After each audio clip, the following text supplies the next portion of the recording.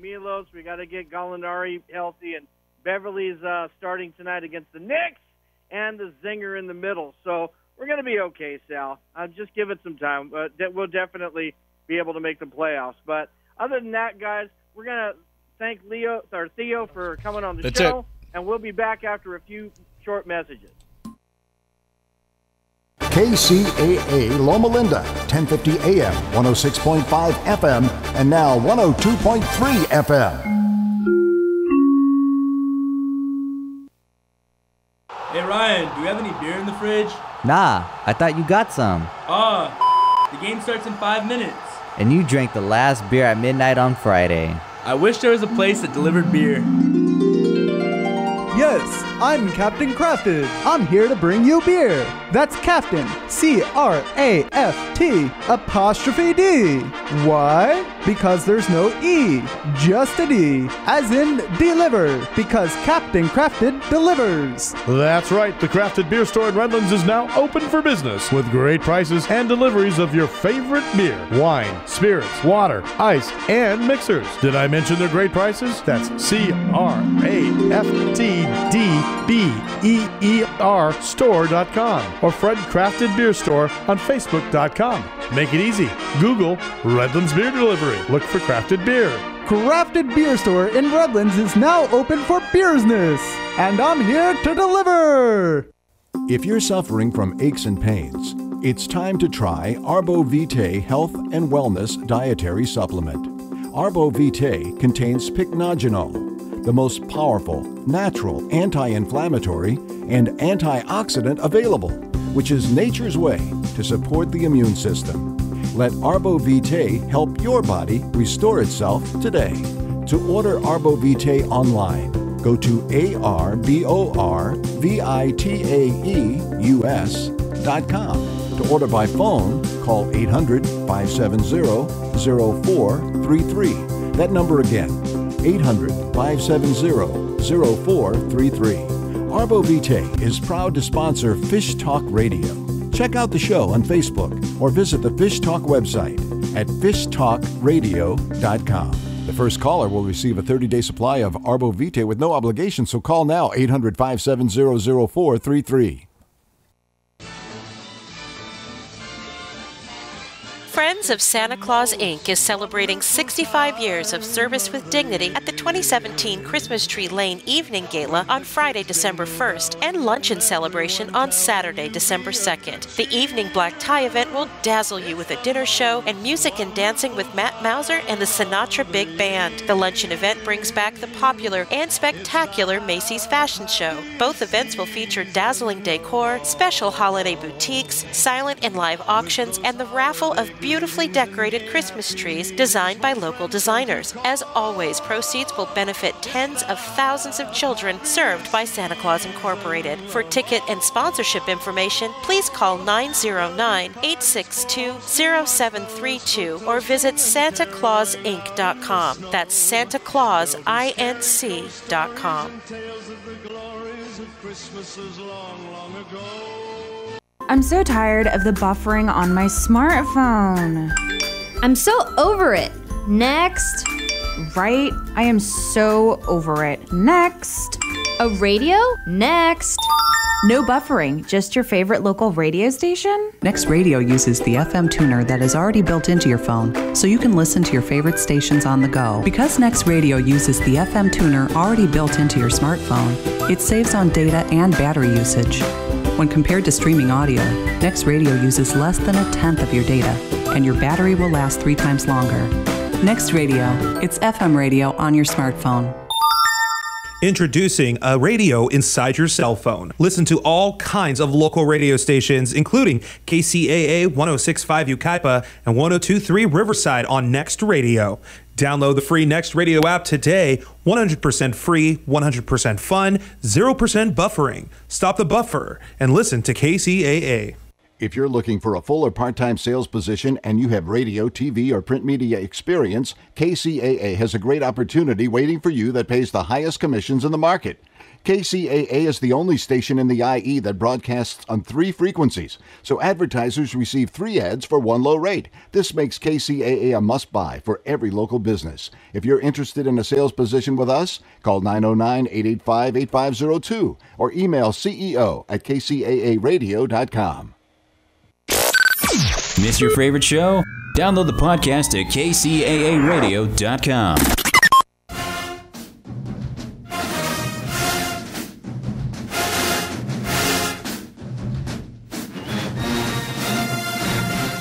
Welcome to the 90 Degree Show, the sports center for college marching bands where we recap the ultimate battles from this weekend.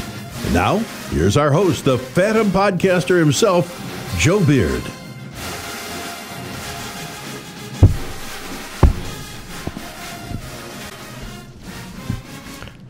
All right, everyone. Hello, how are you doing? Welcome to the 90 Degree Show. I'm your host, Joe Beard, and happy to be of service for you.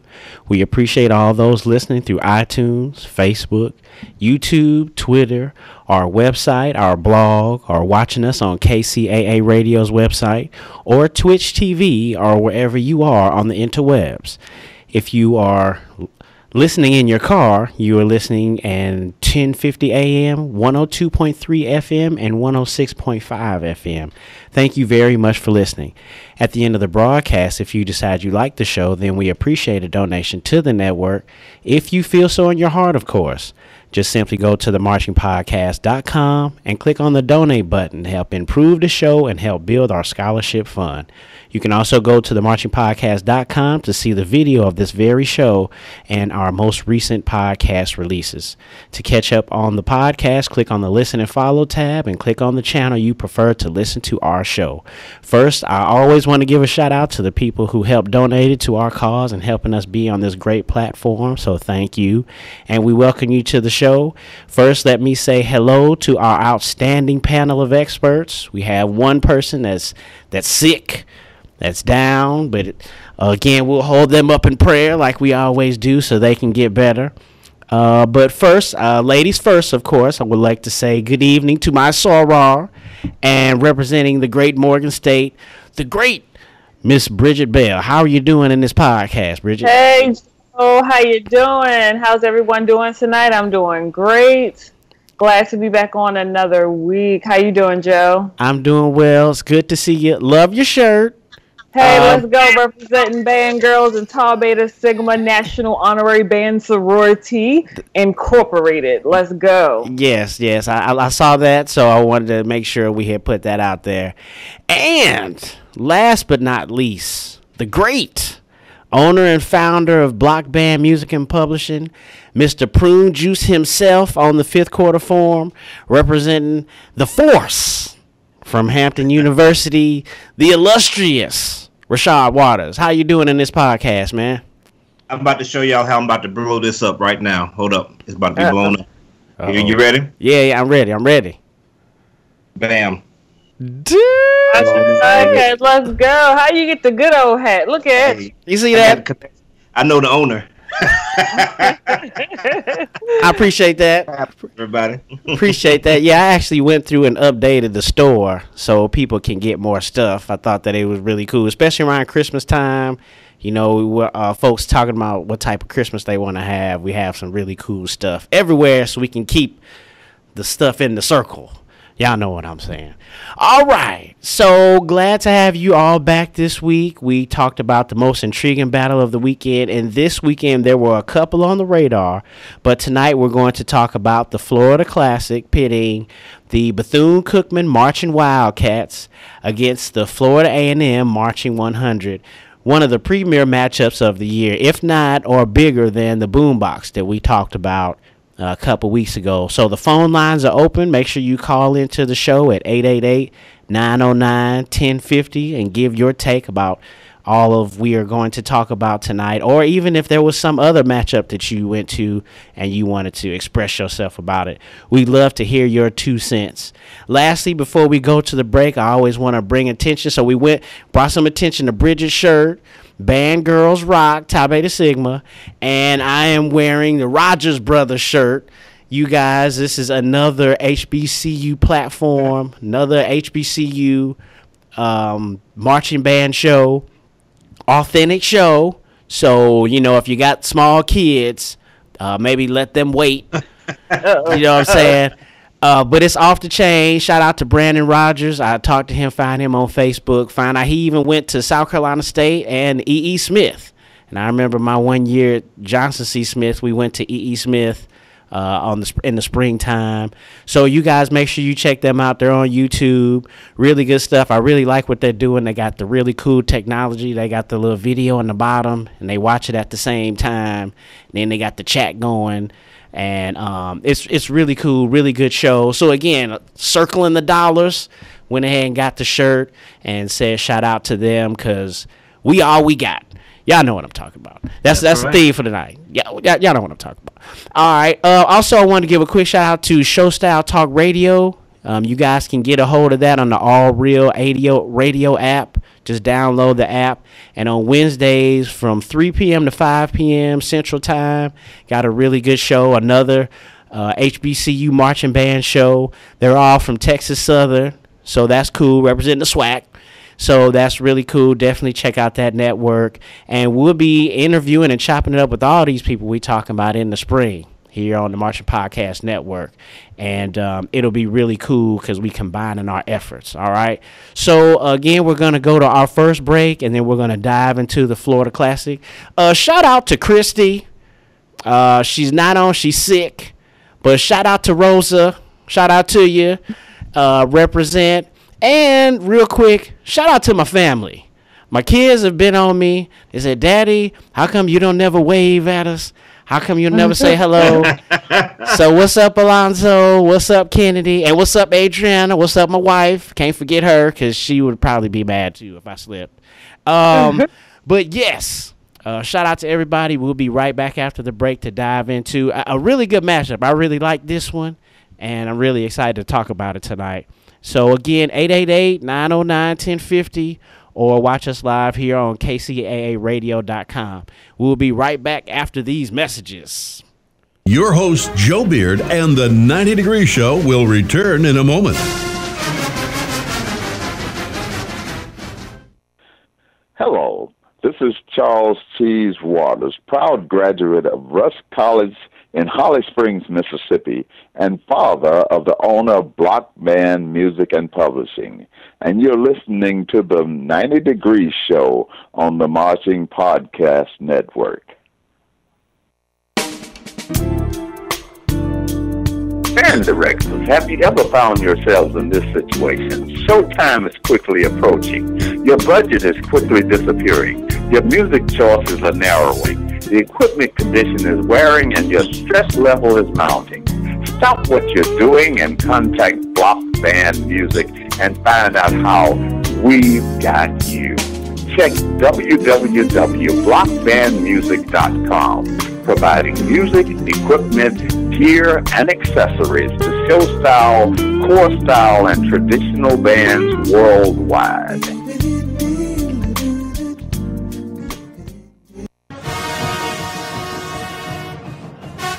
The source for fair and factual information on your favorite college bands, blockusup.com.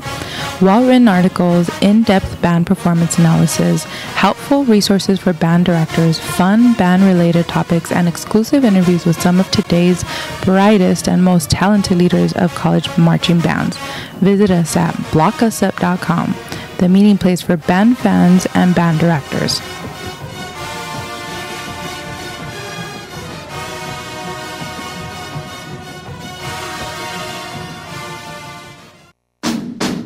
And now, more of the 90 Degree Show with your host, Joe Beard.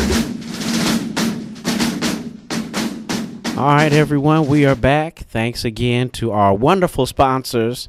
And shout out to Rashad's dad, Charles Cheese Waters. He's giving us a little shout out there. Hey, your dad's the bros, Rashad? No doubt, man. No doubt. I from the Bronx. Shout out to you. Shout out Dog to you. Daddy Cool. And I need to shout him out a little bit as well because we were talking about videos and things last week, and he did make a number of videos. Both my parents did a number of videos of Hampton's band. So I need to make sure that I shout them out so I can go to Thanksgiving. Yeah, that was really cool. And then he posted something on Facebook for Founders Day this past weekend. I was like, oh, snap. So excited to have him on the show. I appreciate. He also did the 2014 voiceover for the National Signing Day for marching bands and both the block band commercials. So shout out to Brother Cheese. You know what I'm saying? Representing Rest College. So yes, let's get into it. Let's talk about the Florida Classic. Shout out to our friends 8 to 5 Entertainment, Tyrone McCullum, Raymond Kinlaw, and Chris Floyd. We chopped it up with them way back in the day because my favorite fifth quarter of 2012 was Bethune-Cookman and South Carolina State, I believe. And I love that video that they just had the perfect play calling, the perfect songs going back and forth, and it was them. So we chopped it up with them. And then I hit him up today. I was like, man, let me make sure I got your government name right and everything. And the brother went through. They got a whole staff now, y'all. So they got a Carolina group. They got a Northeast group. You know, they got a Southwest group. So they've really expanded from just the three of them. So shout out to them and expanding their business.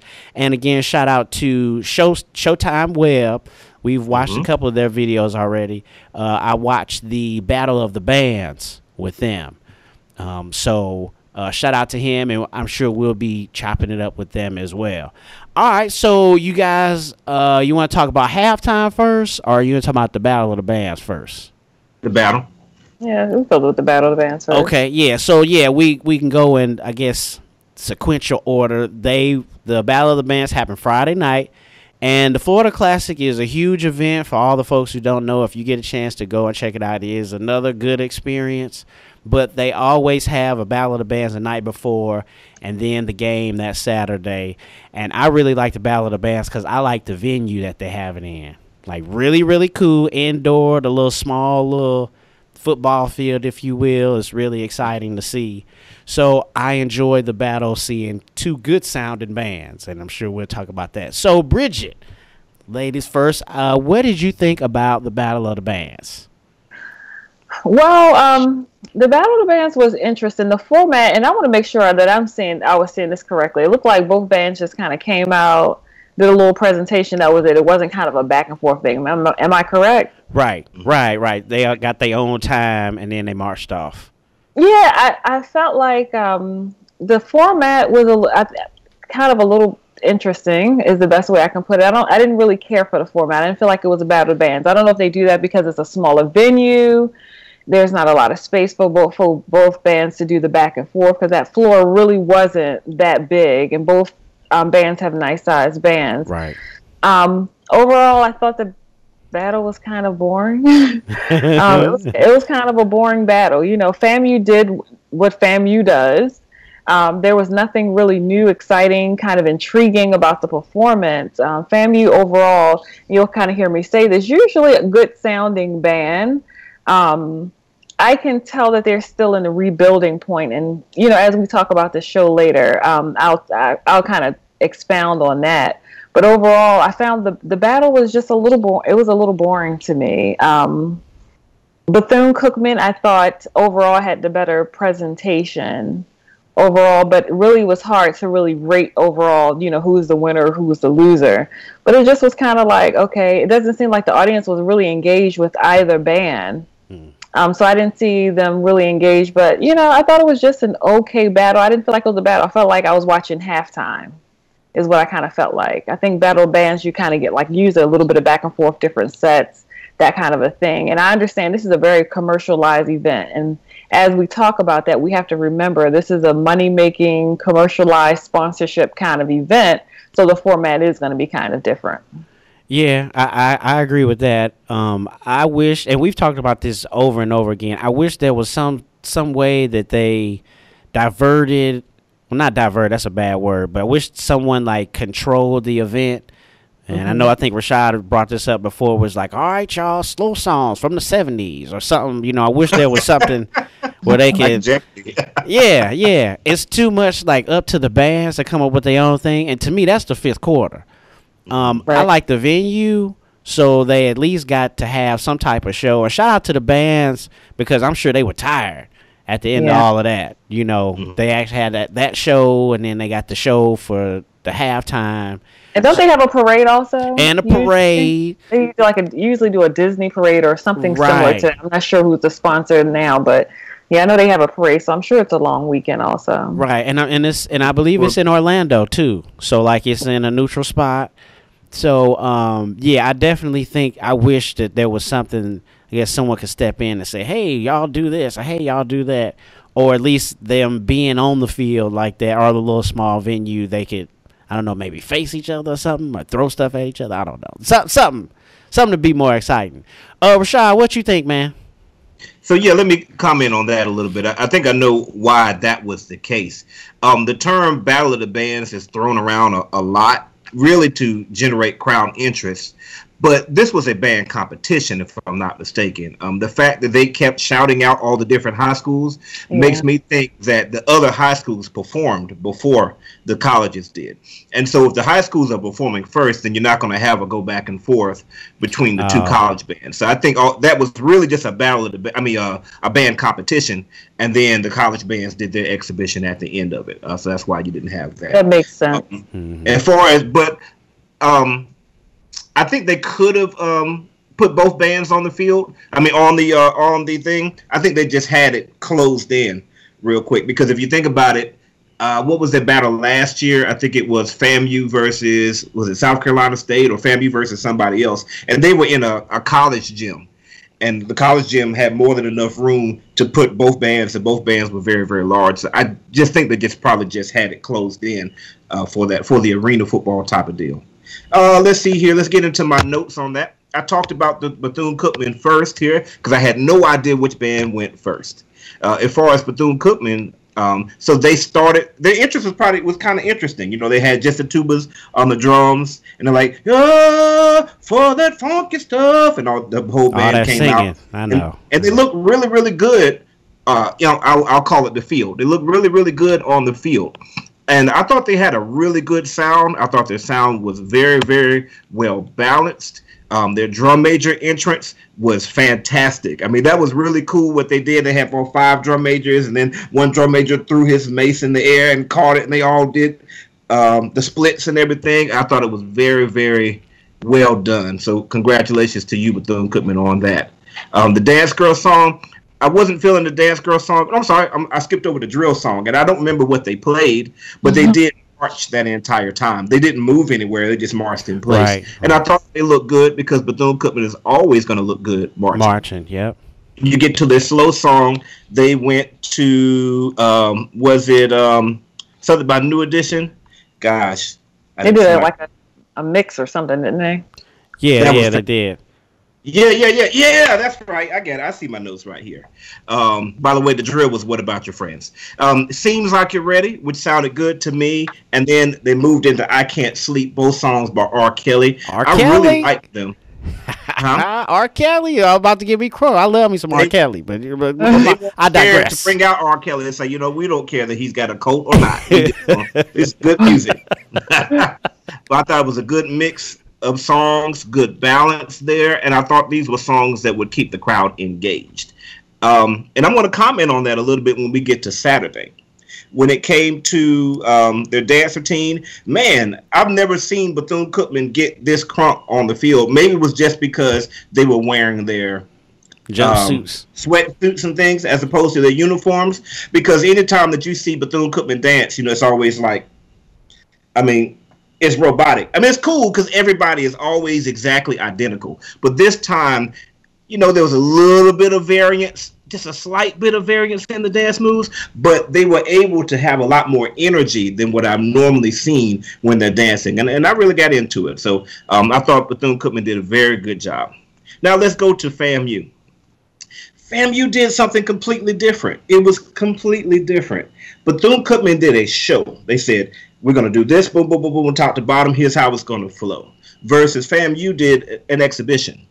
They said, okay, we're going to play the first song. Okay, here's our second song, In the Stone. The first song, I don't know what that was. It was cool that it, it started really soft and they get louder. I really had a problem with FAMU's balance here. They really don't have the trumpet section to balance that strong trombone and baritone section that they have there.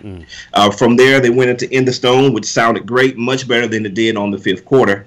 And again, still didn't have that balance. They did a song by The Weeknd, which I don't know what it was, but I thought they did a decent job with it. They also played Purple Carnival, which I thought they did a really good job of showcasing a lot of things. Their baritones and saxophones, and perhaps the clarinets as well.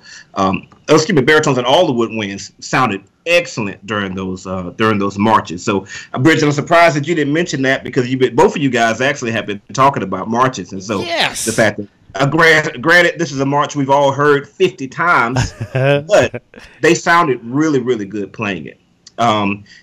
They also did a mix of new edition songs, and that was cool.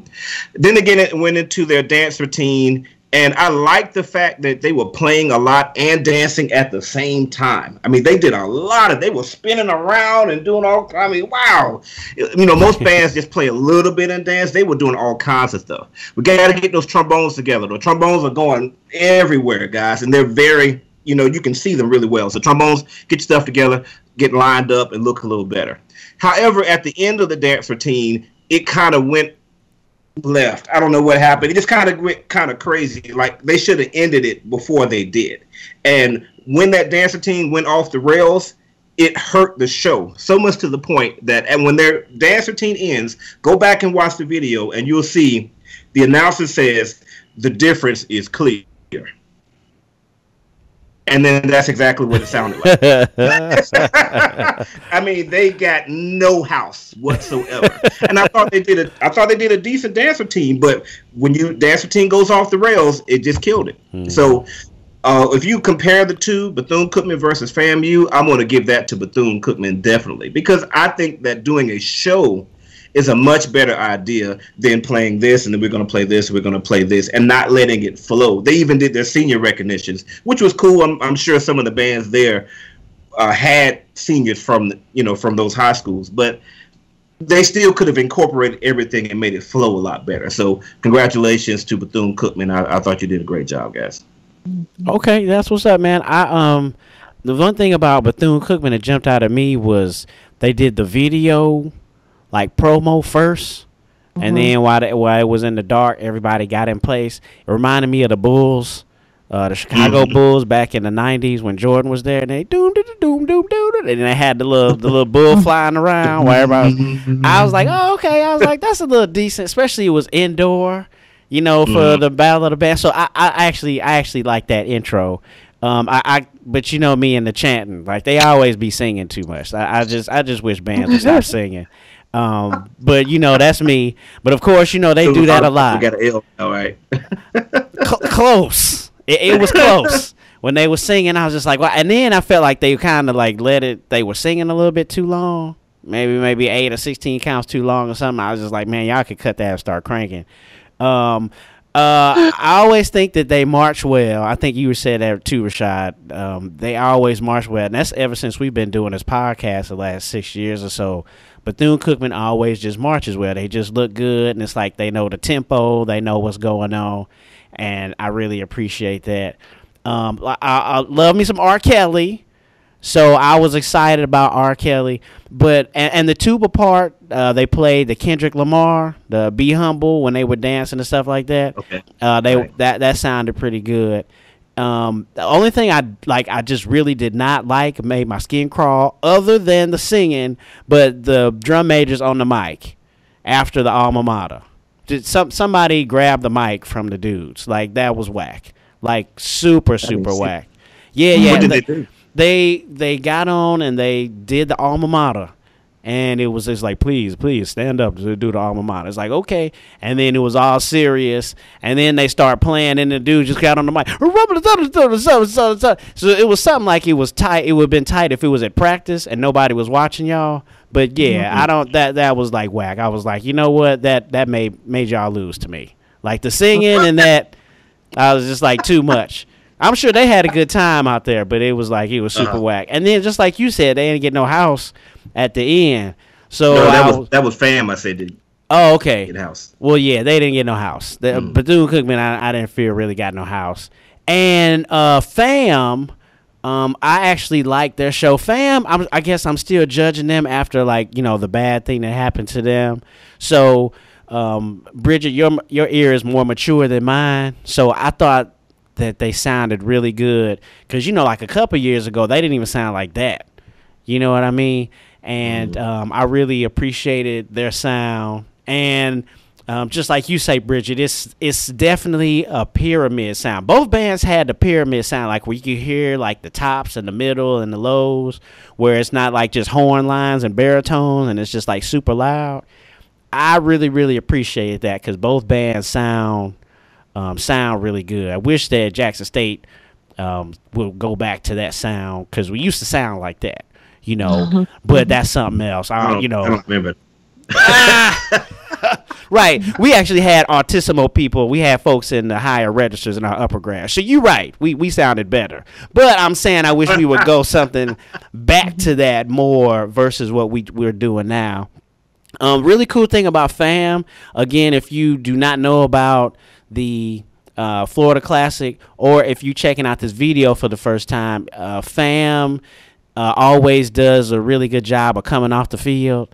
And I really like how it takes like forever for them to do it, and then all the people are doing all their little thing. So like the video is like 26 minutes, and then like they finished playing at like 19. They were done with their show in like 19 minutes, and the rest of it. It's such a waste of time. It's such a waste of valuable time. I think that's kind of gave Fam, that kind of gave Cookman actually the upper hand because they spent so much time with that. Interest coming onto the field, coming off the field, their transitions, which are not really well done. I think that's what actually gave Cookman to me a more of an edge. I really don't like, you're doing too much. I think it was just too much for me. If you used to it, right? That's what they do. If you used to it, it's cool. And I hadn't seen it in a while. Plus, I went to the Fam band camp in '95, so I was out there doing all of that. I was out there jumping and spinning around. I actually hit this girl, and I was like, by accident.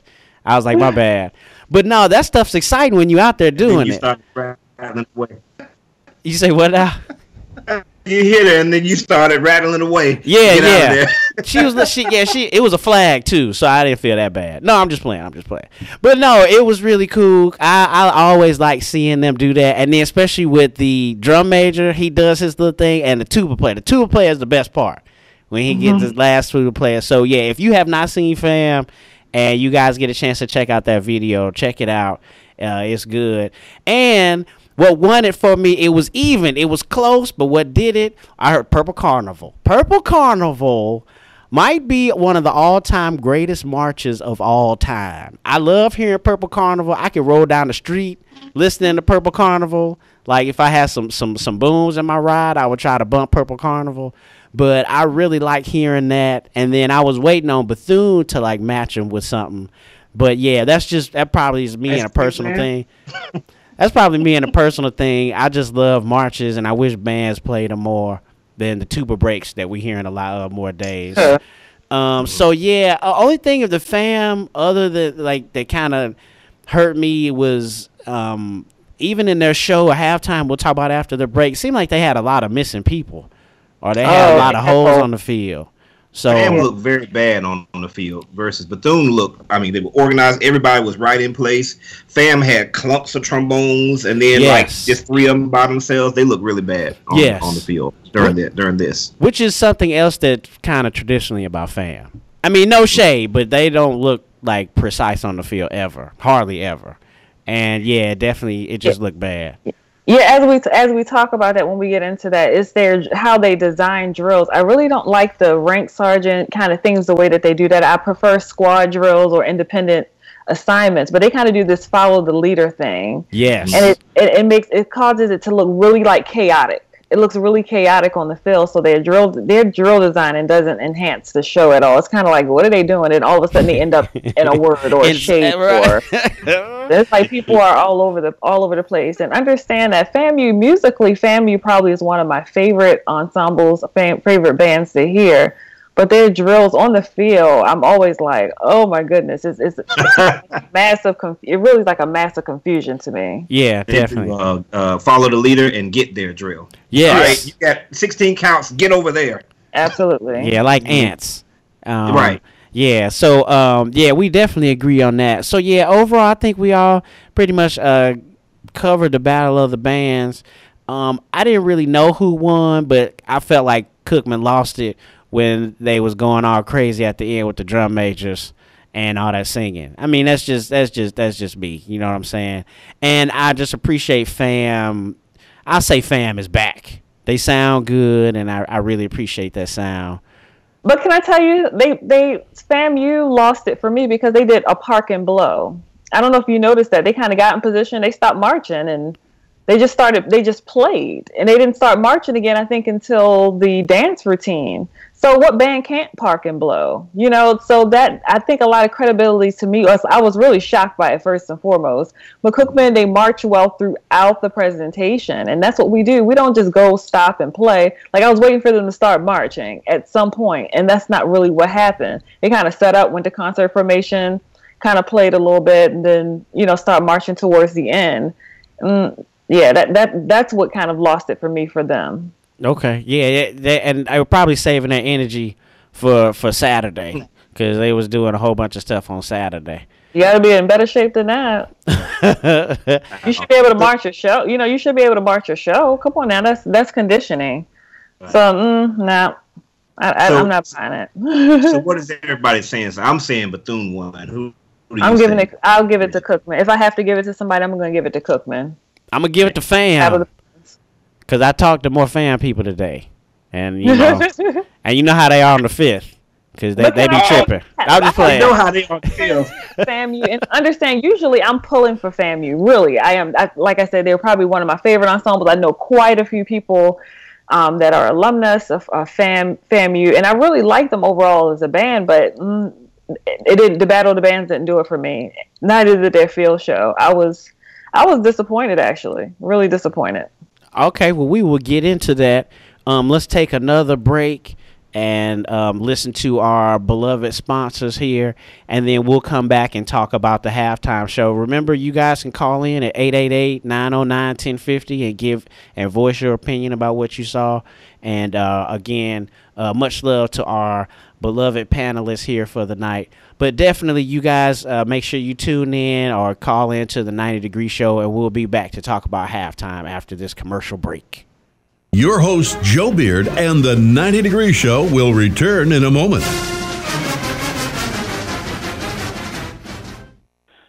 Hello, this is Charles Cheese Waters, proud graduate of Rusk College in Holly Springs, Mississippi, and father of the owner of Block Band Music and Publishing. And you're listening to the 90 Degree Show on the Marching Podcast Network.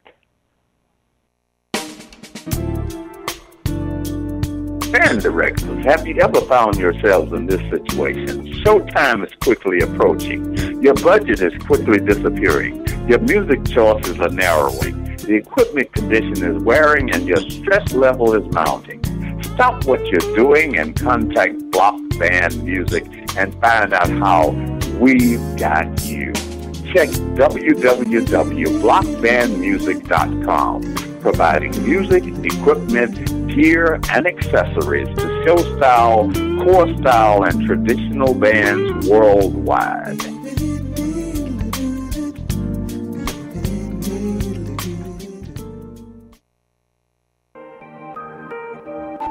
The Marching Podcast Network is a network of podcasts with a purpose to inspire, educate, and show positive images in our community.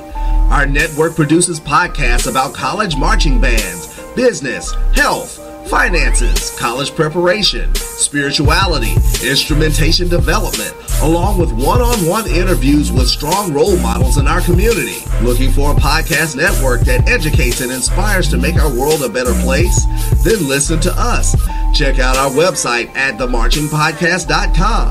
Tweet us at Marching Podcast or follow our blog at blog4.themarchingpodcast.com. The Marching Podcast, changing the world through positive interaction. And now, more of the 90 Degree Show with your host, Joe Beard.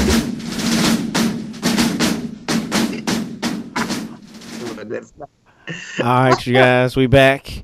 Rashad, why are you laughing, man? No reason at all. I know. I'm not laughing at Bridget. Not at all. Because I'm snacking. Yes, it's late over there. So it's all good. It's late over there. So the commercial break was a little shorter than expected. Yeah, it was. Absolutely.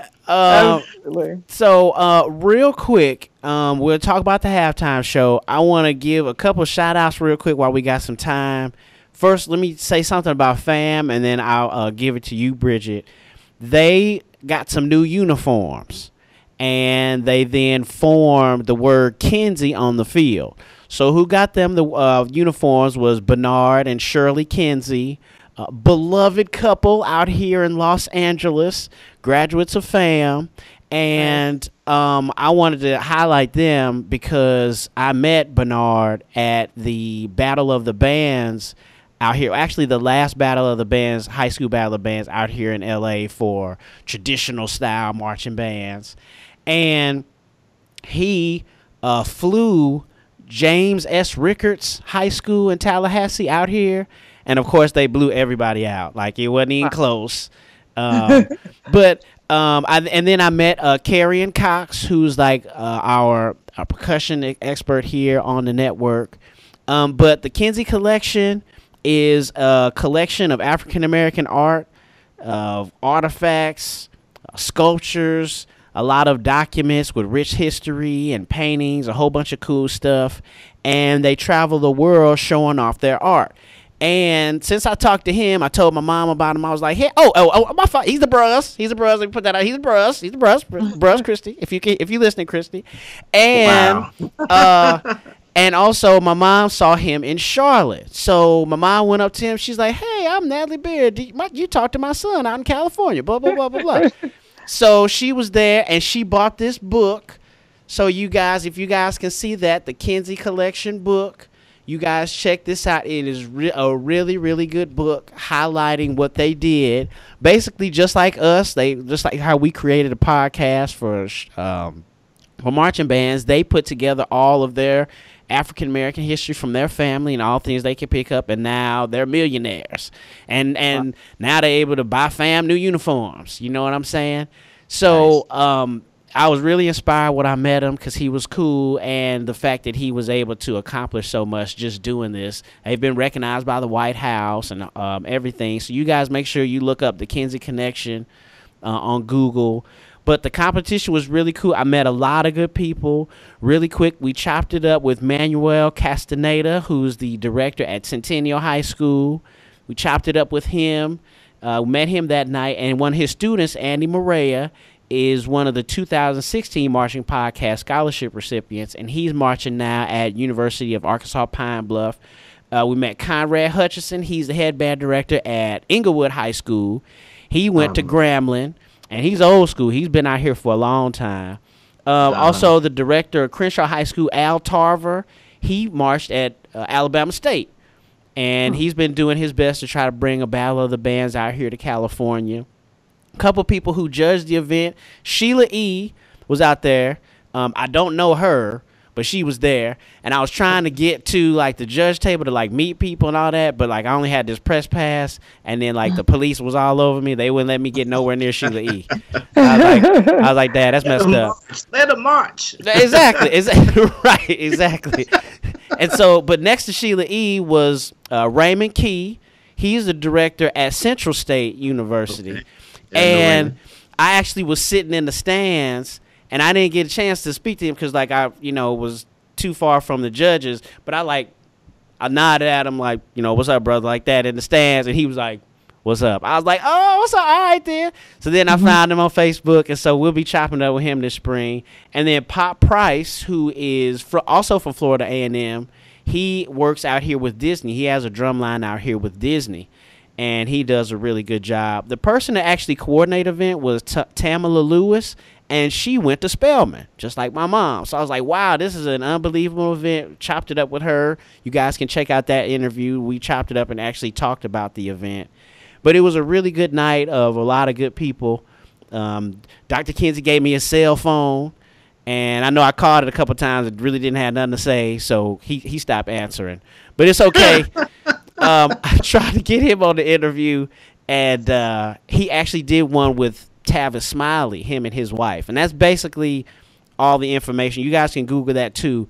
But again, just giving more information about the collection. Really, really cool stuff. My mom said that it was a really good exhibit when they came there to Charlotte. So I wanted to give a shout out to all those people there before we had got into the show. But if you guys, again, talking about Kinsey, they made the name. He was able to pay for the uniforms that they have. So really a good shout out to him. And Rudolph. Okay. Bridget, what did you think about halftime? Okay, well, I'm glad you started talking about the uniform, because that was like all the hype, I guess, kind of leading up to what FAMU received as a gift. Now, let me say this. Before I start talking about that, I'm going to say this again. I really, as a musical ensemble, I really like the sound that FAMU generally produces overall. I like the arranging style. For the most part, they play pretty well, but I'm hearing things that I haven't heard traditionally from FAMU, which is where I'm still seeing the kind of rebuilding thing. So when they went through the whole suspension thing, all the things that happened, I think they kind of lost something in their intermittent or whatever. In between there, they kind of lost a few things. When you lose your upperclassmen, it takes a while to rebuild, regroup, get it kind of together. And I'm hearing it. I'm hearing intonation issues and attacks and releases. Some things that I usually don't hear from FAMU, I was really hearing in the show, and I was really, really kind of surprised by that. So musically, I'm not hearing as polished of a group as I normally hear. They are rebuilding. They are kind of getting there, but they are not the FAMU they used to be.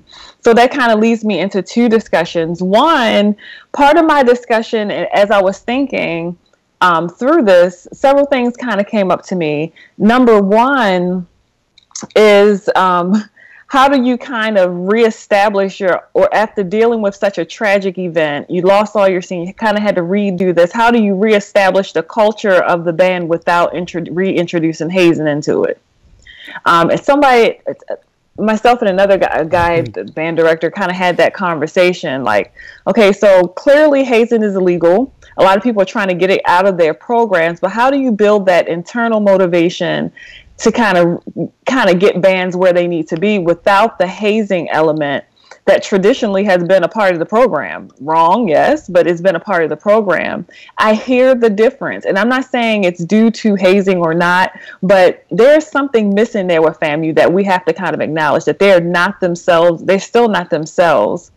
Their show overall, I feel like the show was for them, not for the audience. It was kind of like, you know how you have the cousin that always gets something new and they got to throw it in your face? Oh, look at my rings. Look at my this. Look at my that. Yeah, I got that. And you want to be like, shut up. Like, give me a chance to give you props for it. Traditionally, whenever you meet someone from FAMU, and let me tell you, I'm going to say it again, I love the brothers and the sisters that I know there, but traditionally, they carry a lot of pride, which is good, but some of it is just like a flat-out arrogance. And that's what I saw in the show that kind of made me go, I don't really care about your uniform or your tractor-trailer. Like, give me a good show, entertain me. But I think they also lost the audience with that too, because the audience is like, okay. I was listening to one recording, and people was like, when they did the whole tractor trailer thing at the end, somebody was singing "The Wheels of the Bus Go Round and Round" or something, and that got really tickled because I really felt like they kind of lost it. The uniforms are nice, but people get their uniforms all the time, so we don't care. Like, really, why is this such a big deal? But hey, I'm clapping for you. I'm happy that you're happy. But okay, I can see honoring the family who gave to them, that's nice. Okay, whatever. But let's move on. The whole show was a bragging show. Well, we do this, we do that. Like, for instance, if you talk to somebody from FAMU, they're going to talk about the Sutler Trophy that happened eons ago. Like, really, can we get off of that and just kind of reestablish ourselves without the whole bragging element? Let me tell you, when I say it's annoying, it really is annoying. I'm happy for them. As a band, I feel like FAMU is well supported. I really like the standard. They set a nice standard for HBCUs. You know, they got the bus, they got the trailer, they got the new uniforms. You know, they do kind of set a nice little presence, but you also have an ugly mark in your history right now that people are kind of like, so what? And let me tell you, some of the band forums, they're kind of going in on them too. They're like, okay, you bragging, but bruh, you had this go on. And I don't think we should be throwing in the face. It's not funny. That's not a funny situation that happened with them. But I need them to kind of bring it down just a little bit. Give us an opportunity to clap for you and say yay. The uniforms was a big discussion. Overall, I kind of like the uniforms. The black on the drum majors looks sharp when you're close up, but on the field, we're losing the drum majors. You can't see them until they do a flash. You see the back of their capes. It's hard to have a black uniform on the field. You actually miss the band. I mean, the drum majors, the people who are in the uniform. So, you know, once again, for halftime, I'll give it to Cookman just on the fact that they were cleaner, they were precise. Understand, I'm not a huge Cookman fan, but I felt like overall they had a better sound. Their show was cleaner. They marched well. I saw several mistakes. Even at the end, if you look on the left side of FAMU's band, people were like, didn't know when to end, when to stop. People are running into each other. The scatter drill drives me bonkers. Like, it's like, all right, hurry up and get that ready, go, and set. Large bands can drill and drill well. We see that all the time from bands like Ohio. If you're going to do all the formations or whatever, it has to look kind of orderly. You have to kind of see it form, and we're not seeing that from FAMU, but that's traditionally have been an issue that I've had with them when they're doing the pattern drills. Cookman, I felt like had a nice, clean presentation. Cookman is always clean, precise, kind of predictable, yes, but they're going to be clean and dead on. I'll kind of give them a little bit of an edge just for that fact. I feel like Cookman really has a nice, stable, all-around sound, even though I'm not a fan of their arranging style. I feel like we're kind of still missing the color in their presentation, that middle timbre. I'm not getting that from them all the time, but they're still what they have for their arrangements that they have, they are playing it well. So I'm going to give Cookman halftime, surprisingly, and people will tell you, you know, besides my Morgan, you know, I kind of give props to several bands. FAMU's one of them. Outstanding musicians, a lot of things going on there, but I am seeing that kind of deficit that they're still kind of facing after the, you know, situation they had going down there. It's funny that you said you missing something. The first thing that came to my head was hazing, but I was gonna think that would be a joke. But then you kind of brought it out like on a serious tip type of thing, and you know, who knows? It's a part of a lot of our programs. The majority of the programs. You know, if you had people come in late, you got them running laps, you got them doing push-up. That's hazing, folks. And people, you know, how do you motivate kids without that? You know, I think. And I'm gonna throw it out there. I think bands are still suffering. People are still suffering from a slave mentality. And what I mean by that is we got to beat you, punish you, kick you, stomp you to get you to do the right thing. Motivation has to be intrinsic. And so a lot of bands still resorting to the hazing thing, which is going to get a lot of folks in trouble because this generation that's coming to band with IEPs and everything else, they're going to tell, they're going to be upset, they're not trying to take it. These kids are not trying to go for that. So I think FAMU, it looks like they're still struggling to reestablish their brand without and remove that element that's kind of gotten them and a lot of other bands in trouble. We got a caller. Is he still there? Okay, yeah. Caller, how you doing tonight? Thanks for calling the show. Am I the caller? Yes. Yes, you are. Yes. Yeah, this is John Lennard, band record Tuskegee. John, what's up, man? What's happening? Graduate of Florida A&M, where we won the Sutler Award in 1984. See, there you go. He got it right there.